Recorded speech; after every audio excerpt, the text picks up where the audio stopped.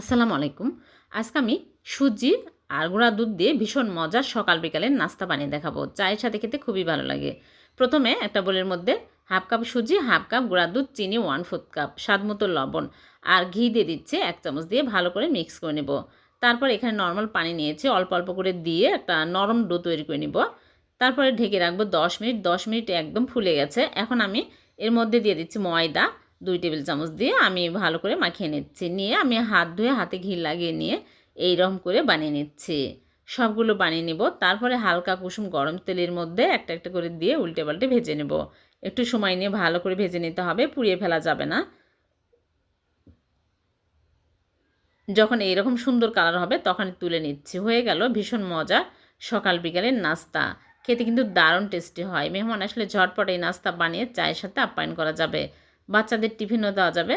সকাল বিকালে চায়ের সাথে স্টোর করে রেখে অনেক দিন পর্যন্ত খাওয়া যাবে। ভালো লাগলে লাইক, কমেন্ট, শেয়ার করে দেবেন। আল্লাহ হাফেজ।